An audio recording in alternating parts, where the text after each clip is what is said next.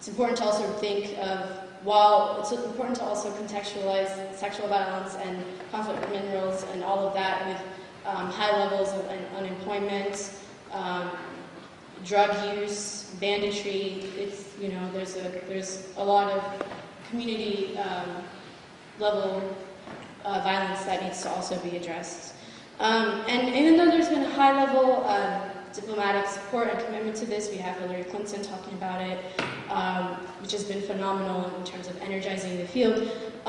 It hasn't really correlated with greater resource commitment, and this is something that I was researching in the last couple of years, that even though the attention and commitment to the issue and advocacy has definitely increased, there's still a shortage of resources. And that's particularly important because when we think of comprehensive ways to address this issue, if you just create a package of an intervention in one community without addressing, geared towards refugees, IDPs or refugees, and not thinking of people who have experienced domestic violence, which is also a part of gender-based violence, it just creates unnecessary tensions and isn't really comprehensive. So another area of interest for people when they think of sexual violence in GBV in DRC is the links between that and conflict minerals. Free the Slaves, an organization, has issued a report really showing how sexual slavery and forced marriage is also part of the mine scene, I suppose, where when militias come and pillage a village, they do take people back to work in the mines. And it's particularly important because what this shows us is that it isn't just one incidence of violence, it's this repeated and prolonged acceptance and perpetration, these cycles that women and all victims have to go through. So as I'm doing research right now for this foundation, one thing that I'm struggling to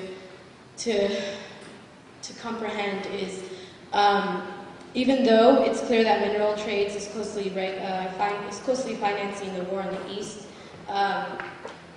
it's not clear to me that if regulations occur, this will actually cause a reduction in the incidence of sexual violence, which is, something to think about, and particularly because in light of this recent research that shows civilian adoption of rape, how are you going to address that when you are also doing conflict mineral regulation interventions?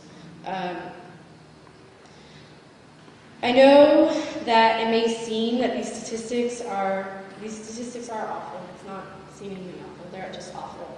And the history is harrowing. But there is progress being made, and it's important to know that I often hear people ask when they're first learning about this issue, could this be a cultural thing? And it's not a cultural thing, it's a criminal thing. And again, going back to the issue of impunity, if people are not held accountable for their actions, communities just facilitate these types of things becoming outrageous, right? And so when we think about the ways that we're accountable, it's also important to think as consumers and as citizens of a country that is incredible in terms of its donor, its funding support, if it wishes to join onto something, and also advocacy on this topic. And so I just want to end on that note, that this is also a picture from Panzi Hospital, put out by V-Day, which was one of the organizations that worked with UNICEF and other organizations to bring about this hospital. And that if they can go through it and they're surviving and they're turning their pain into power, then we ought to join them in their struggle.